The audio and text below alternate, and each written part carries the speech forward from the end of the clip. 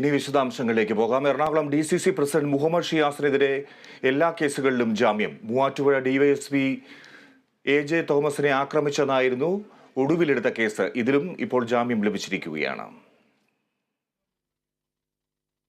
കോതമംഗലം പ്രതിഷേധത്തിൽ മാത്യു കുഴൽനാടനും മുഹമ്മദ് ഷിയാസിനും 2 കേസുകളിൽ നേരത്തെ ജാമ്യം ലഭിച്ചിരുന്നു. ഉപാധികളോടെയായിരുന്നു ജാമ്യം.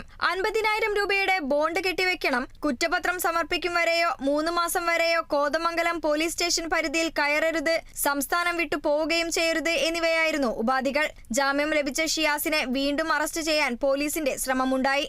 പൊതുമുതൽ നശിപ്പിച്ചെന്ന മറ്റൊരു കേസിൽ ഷിയാസിനെ പ്രതി ചേർത്തിരുന്നു. ഇതിൽ ജാമ്യം എടുത്തിരുന്നില്ല. ഈ കേസിൽ അറസ്റ്റ് ചെയ്യാനാണ് പോലീസ് കോടതിയിലെത്തിയത്.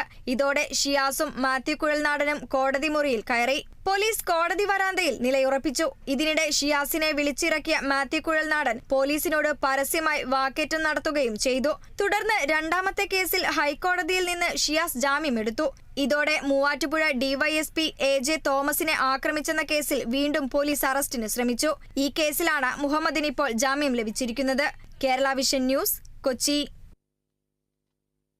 മനുഷ്യ വന്യജീവി സംഘർഷം സംസ്ഥാനം പ്രത്യേക ദുരന്തമായി പ്രഖ്യാപിച്ചു. മന്ത്രിസഭാ യോഗത്തിന് ശേഷമാണ് പ്രഖ്യാപനം. സംസ്ഥാനത്ത് 4 സമിതികൾ രൂപീകരിക്കും. സംസ്ഥാന തലത്തിൽ മുഖ്യമന്ത്രി അധ്യക്ഷനാക്കും.